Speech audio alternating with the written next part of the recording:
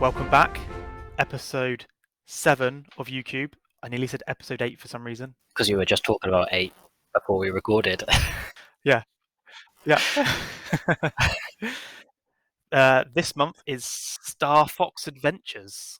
Yes, we were toying between this and Time Splitters 2, but time got against us for Time Splitters 2 due to release dates. Nice little pun there. Yeah, yes, didn't even notice. Time Splitters 2 was like the 2nd of November. So we'd only just done Mario Sunshine for October, so it wasn't a lot of time between the two. So Starfox Adventures made more sense. Plus, Yes. it is a game that I'm very passionate about and enjoyed very much at the time. As did I. Did you own it? I did own it. I still have it behind me. Not that anyone can see because we're not on camera. But if you picture, I'm sat in front of a shelving unit, an IKEA Kallax unit, an 8-hold one. You know the ones. Yeah, everyone knows the ones. It's white. There are all my GameCube and Nintendo games on the top 2 shelves, and then my N64 ones are on the next few. But yeah, top left. So shelf number 1 is my GameCube games. Shelf number 3 is my GameCube games, and Star Fox is sat there in ST, because I've got too many S's, so I have to go alphabetically by second letter as well. Yes. Boring, mundane story to start the episode. Don't stop watching. It gets better. We should really do, like, especially webcam for you, because you've got like a proper professional YouTuber backdrop for people Not to really. see. You have, look at it. You've got all that nice stuff. There'll be so many people out there being like, "Ooh, look at that Resident Evil 4 Chainsaw Limited Edition GameCube controller." Yep. I've got etc., my etc. Yeah. Got all my Zelda encyclopedias, my Ocarina, my Game & Watch. Yeah. And then behind me is just a dilapidated basement and Sarah's desk. A small arcade cabinet machine thing. I don't know. Oh, can you see that? Yeah. Oh, yeah. It's my little Dig Dug arcade machine. Nice. And already 2 minutes in. Totally off topic. Back to Starfox Adventures.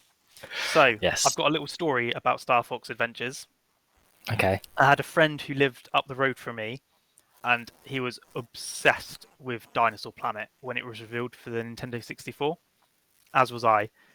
And then obviously it went through the whole change to become Starfox Adventures. Still really, really excited about it. And then he ended up getting it imported from America using the freeloader disc thing with it. Yeah. So he got it probably, I think it came out in September in the States. So he had it since then. And literally every day after school, he'd go home and I'd go home. I'd get changed, rush around his house, and then just sit in his bedroom from 4 o'clock till like 8 o'clock, just watching him play Starfox Adventures. It's basically just what's the website? Twitch, isn't it? Yes. It Twitch before Twitch, when you were excited about a game that you wanted to play, but you couldn't have it because you had to wait for Christmas. You just had to find that one friend that just had it, and you just sit and watch them play. Can I have a go, John? No. Oh, okay. I'll just watch silently. That's basically what our childhood was, though. Yeah. Because I used to do the same when I used to watch my brother play games. Yeah. It was never my turn. But did you get Starfox on release, or did you have to wait till Christmas? I probably got it for Christmas, I imagine. I used to ask my dad for a video game every year, so I imagine he probably bought it for me. Yeah. Because back then, there wasn't really anything else I wanted, other than video games. And video footballs, because we always used to lose our footballs. Just hoofing them into the bushes or something. Yeah, or over into people's gardens, and then they never give them back. Yeah. Yeah, on garage roofs that you couldn't access, teenage stuff. I remember being so proud when I managed to climb up on top of the garage roofs, thinking it was really high. And then I can't remember when it was, when I was back in England. I think it was, I went around your mum's house to get some stuff out of the garage for like my dad, not the garage, the shed. And I walked past the garages, and like the garage roof down that cutaway is like my shoulder height. I Yeah, think it's I really swear small. I swear this used to be much higher. Yeah, I used to have to like stand on tiptoes with my arms outstretched to reach the roof, Yeah, but now I could probably yeah, just hop up there. Yeah, it's yeah. tiny. Right. Have you got any Star Fox facts for us? Well, release dates as always. Hmm. Japan got it. Japan didn't get it first. North America got it first on the 23rd of September. Mm. Then Japan got it 4 days later on the 27th. We even got it after Australia. Australia got It's it. made by Rare, who are a British developer. How did we get it last? Australia got it on the 15th of November. Then we got it a week later on the 22nd. Oh, that's so stupid. Yeah, it sold 1.82 million copies, Mm. which isn't too bad. It got now this is something that really bugs me in today's society: Metacritic scores. Yeah. Because anyone that follows us on Twitter, I may have tweeted about it a few times, that suddenly a 7 out of 10 or a 70 to 80 out of 100 is considered a bad game. Really? Yeah, people on Twitter just are like, if it's not 90, the game's not worth playing. Oh, And it's like, so no one but plays anything these days. yeah, this got an 82 on Metacritic. The scores range from like a 6 upwards out of 10. Edge gave it 6, Eurogamer gave it 6, but then IGN gave it a 9. So, scores vary.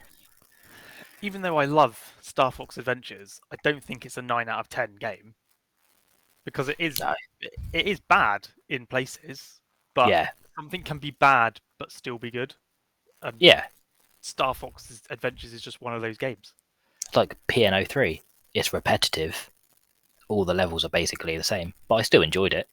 Yeah, exactly. But yeah, but you've already touched on it as well. It wasn't originally supposed to be a Star Fox game. It was a N64 game called Dinosaur Planet. That development started just after Diddy Kong Racing was released in 1997. Really, Yes. that that long development time from Yep. starting to release. That's crazy.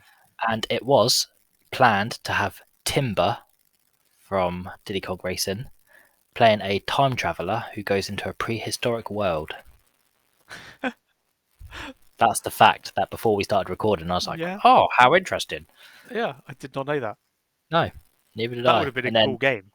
yeah, I feel like there's characters in Diddy Kong Racing that need more love. Yeah, I'm Tip Top. yeah. I love Tip Top. He's amazing. Yeah, and all we get Tip is, Top, Tip Top in a pseudo Ninja Turtles game. yeah, that'd be good.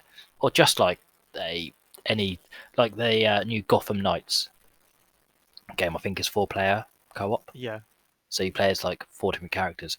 A weird game which features 4 of the characters that are interchangeable, but a bit like Conker's Bad Fur Day, where they just parody loads of action films. yeah. I think that would be really fun. That would be good. Loads of 80s Like, action movies. yeah, like Big Trouble Little China.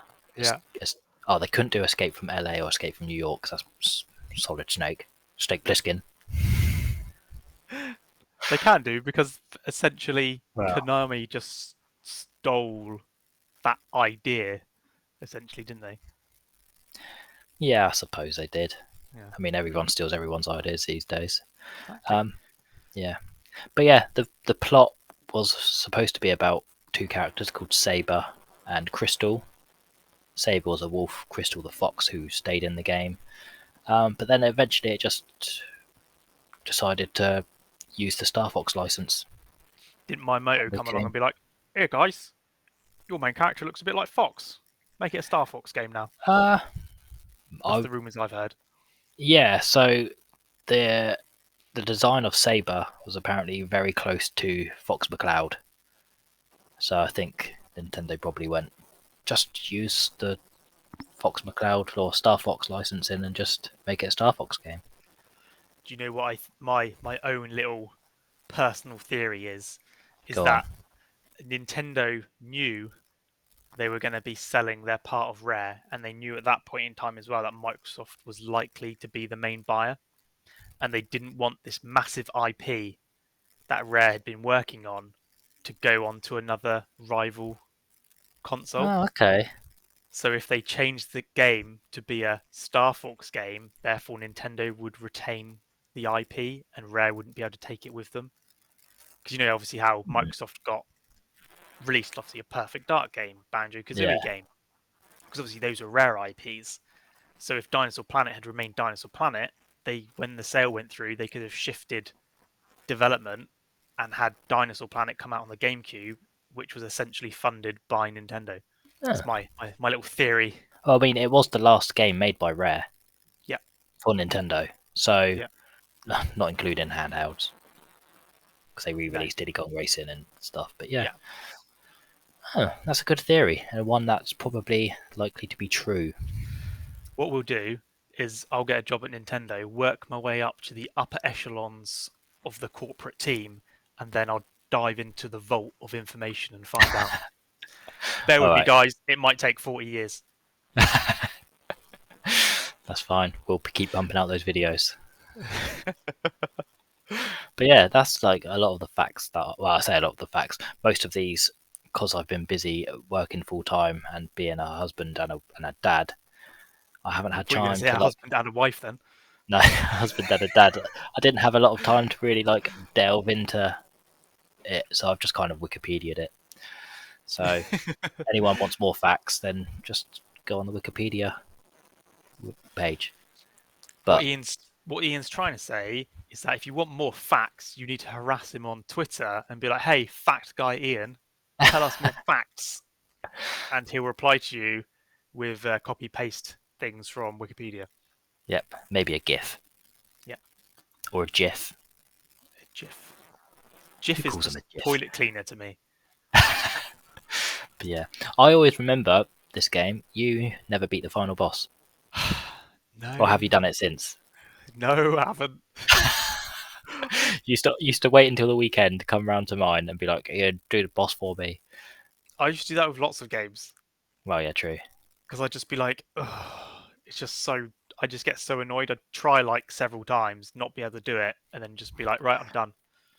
I've got my enjoyment from playing the game.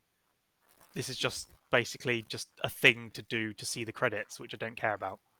Yeah, the one thing I didn't massively like about the game, but I understand why they did it, is having Andros as the final boss because he doesn't really make any appearance throughout the whole game No. until the very end. Like throughout the whole game, it's is it General Scales? Yeah. Yep. And I thought that was he was a good villain. Yeah. So when you fight him, I was like, oh yeah, I've beat the boss, and then Andros comes along, and you're like, oh, he was the villainous mastermind behind it the whole time. Oh, Yeah. That was a bit of a same old. shoehorn in, wasn't it?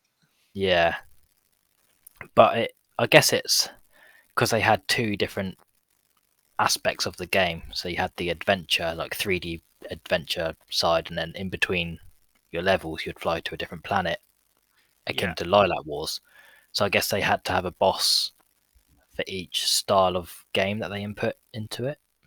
They had the boss for the 3D side of things, and then the Lilac Wars boss, perhaps. Yeah. I Maybe think that's why it's a they did shame it. that they. I think it's a shame they didn't let Rare. If they hadn't have sold Rare, like it would have been good if they'd left Dinosaur Planet as it was, not a Star Fox game, then just let Rare make a Lilac Wars style game because those Mm. Lilac Wars sections were really good. Yeah, I enjoyed them. Yeah, better than Star Fox Zero. Or Star Fox Assault. I'd never played Assault. I think I've played like it for a very small time, but Yeah. yeah, Star Fox has just died a death with Nintendo. That one on the Wii U was a bit of a shambles. If you could have just played it normally, it probably would have been quite good. But it just used to make me feel sick looking at the TV and looking at the gamepad and at the Yeah, TV and the gamepad. I was just like, bleh. So yeah. yeah. But there's a lot of Yeah. IPs at Nintendo that need to be resurrected. Yep. Do you want to hear what Games Master thought of Star Fox Adventures Dinosaur Planet when it was shown at Space World? Go on then. Okay, are you prepared for the cringe journalism? Yeah. Prepare yourself. Okay, ready. Poor Rare, just as they were putting the finishing touches to their N64 epic Dinosaur Planet last year, Nintendo HQ rang up to order them to glitz up the game for GameCube and ready for its November US release. Well, okay, it came out earlier than November in the US. They didn't quite make it. The new look Starfox Adventures with Fox McCloud and his furry friends drafted in to replace the old cast isn't due in Japan until early next year. Oh, okay, so they reckon it was supposed to come out in like November 2001 in the US, they thought originally. Mental. I think I actually read No, something about that, but yeah, carry on. but that's no surprise considering the sheer size of this Zelda-esque adventure.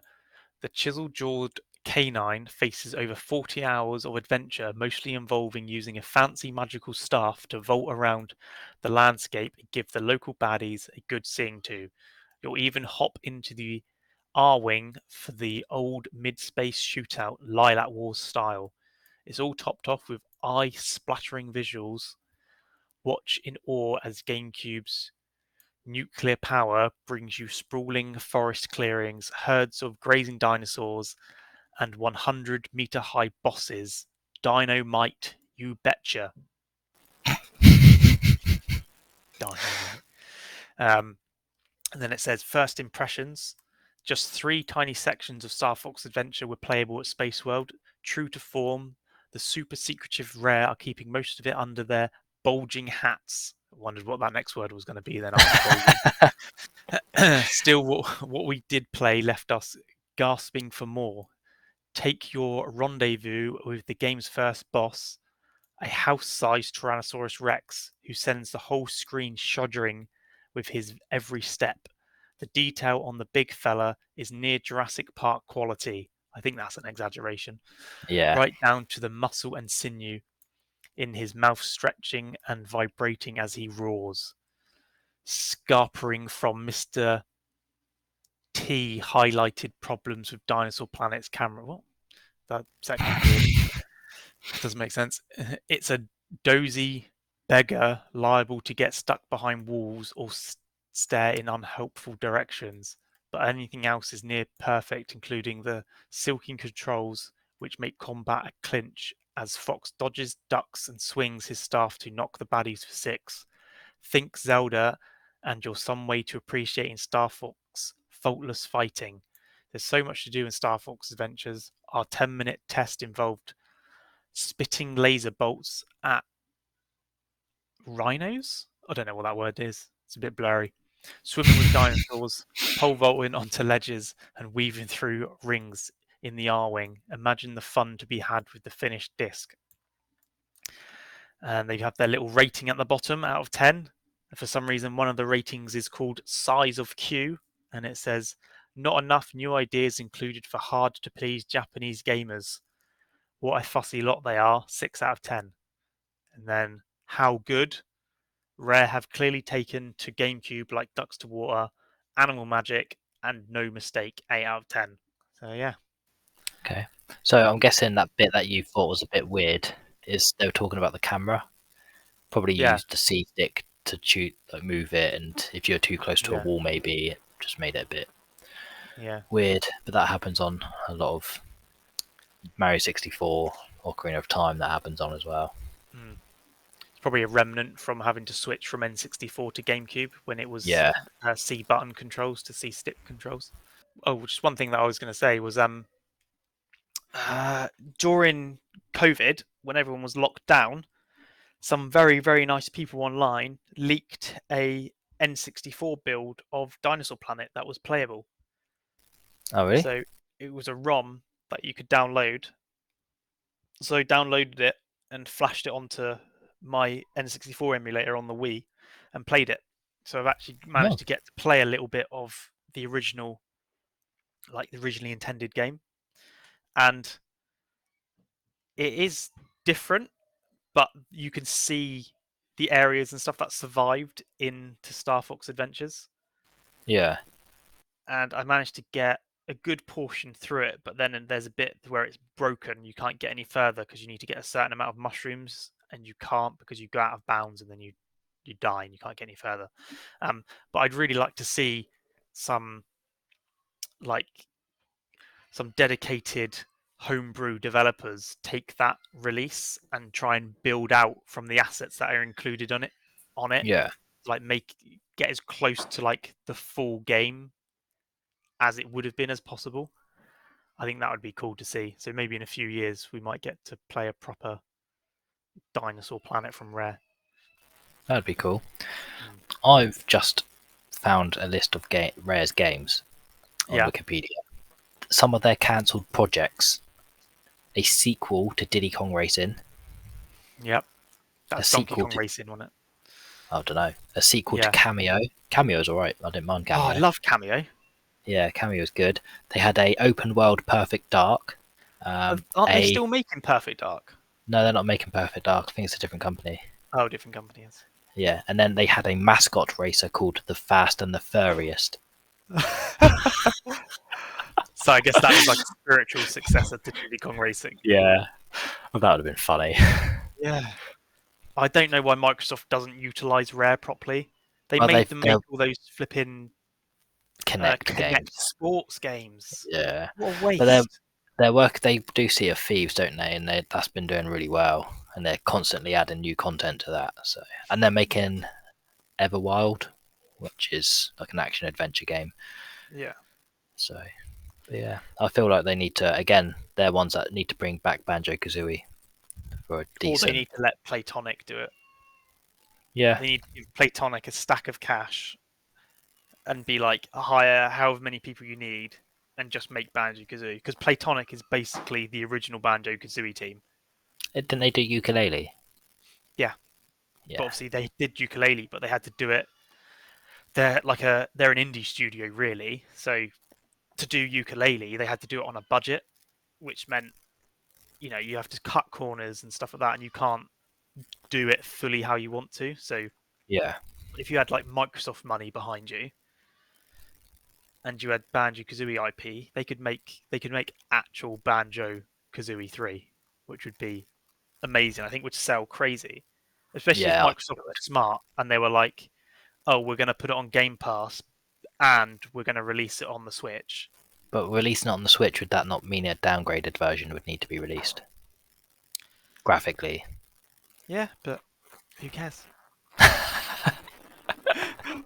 I play my Switch all the time. I can't really tell the difference between a Switch game and a Xbox Series X game. Like, I don't know if you're joking or not.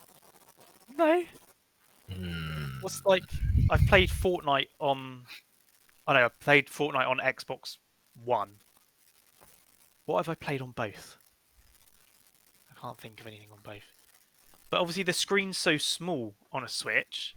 When you're playing it and everything's so small, it looks better because it's small, doesn't it? I Whereas when you play suppose so. something on a big That's not screen, what the wife says. if only, hey. Sorry, I Yeah. interrupted with my crude joke. But when you play it on a big screen, I don't know. It blows the graphics up bigger. Yeah, I I guess if I suppose played the so. Switch on the TV, I probably wouldn't think I'd probably notice more of a difference. But I play my Switch mainly handheld in bed when I'm tired, so I'm probably just like, no, it looks amazing. All right, I'll let you off on that one. Yeah, but I Right, haven't actually played a game on both the Switch and Series X that are the same game, apart from okay, Shredder's Revenge, and that just looked identical. But yeah, it's the okay, type of game it is. I'll let you off on that one. Do you have your quiz? I do. 8-question quiz for you. Ah, Are 8 you questions prepared? for 8 episodes of YouCube. Spoiler alert, we're only doing 8. Yeah, that's why I've been doing 8 all along. It makes sense now. That's It's why a I was doing it. foreshadowing. Yeah. Okay, ready. Question 1. What is the name of Fox's Triceratops sidekick? Oh, hold on. I'm just going to close this Wikipedia page. All right, it's either Trixie or Tricky.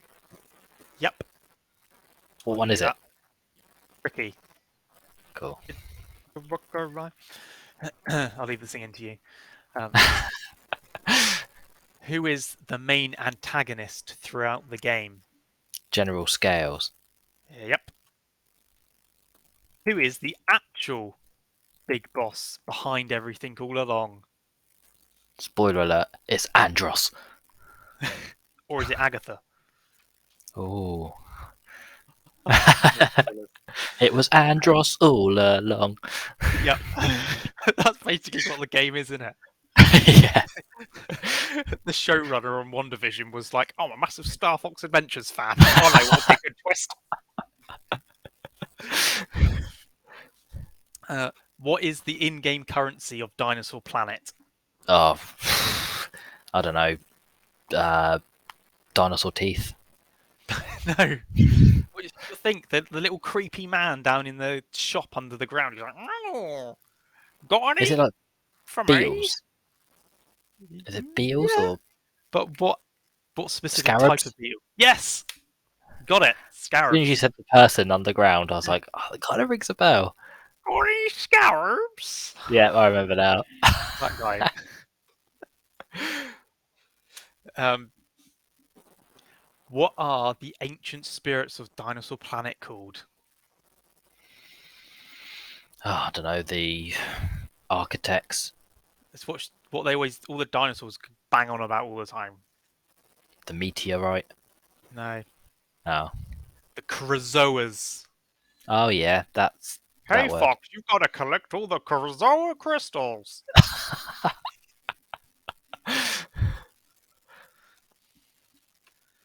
I love old rare game voice acting. That's what I would have wanted to have done if I still lived in England and Rare was actually a good studio. They are a good studio. They've just got their hands tied a bit. I practiced so long to do Banjo Kazooie's voice. I was like, oh, I could take over doing Banjo. No, no, no. I can't Um, do. I can't do Kazooie. Yeah.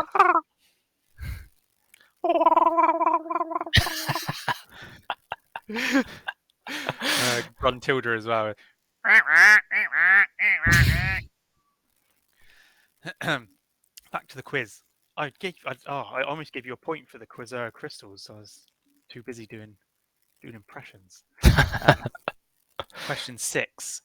Name 3 of the 5 characters that appear on the UK box cover. It's right Crystal. behind you. Yeah, I know. Crystal. Yep. Fox. Yep. Tricky. Yep. Slippy Toad.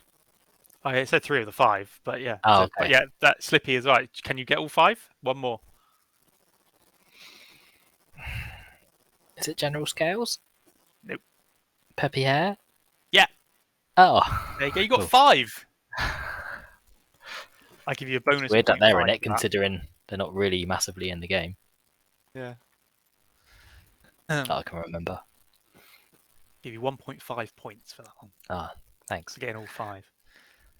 Who was the main character in Dinosaur Planet before it was turned into a Star Fox game?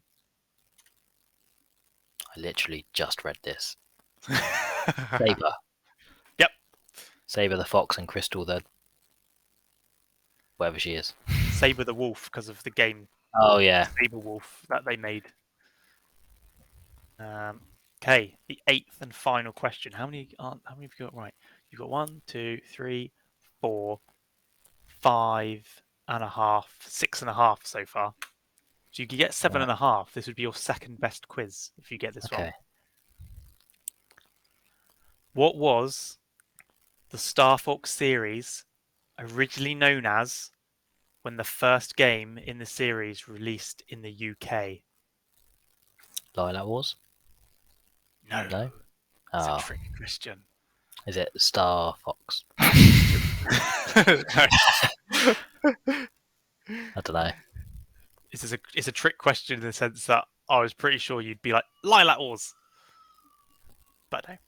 It was Starwing. Came out on the I should Super have known that Nintendo because with I see Starwing. it. I see it on the Nintendo thingy Switch Online Yeah, all the time. yeah, yeah. Starwing, Lilac Wars, and then it wasn't called Starfox Adventures. Was the first game in the UK to have the Star Fox branding. Oh, good facts. Yep. So that was 6.5. 6.5. 6.5 out of 8. Yay. Too shabby. Right. You have anything else you want to add before we wrap this up? I would like to add a thank you to all of those that watch our videos and make it to the end. Okay, this It is means quite a a lot big to one to us. get to the end to. Yeah. I mean, if they've made it this far, they've heard your amazing banjo impressions. Exactly. Rare, give me a So, call. yeah. But yeah, just, like, subscribe, notification bell, tell your friends about us.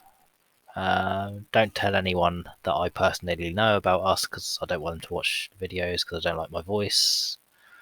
But yeah, that's pretty much about it. And next time it's the 8th and final episode of YouCube. We're going to do something a bit special for it. Yes, we're gonna do it naked. Yeah. Bye. Dinosaur Planet is saved!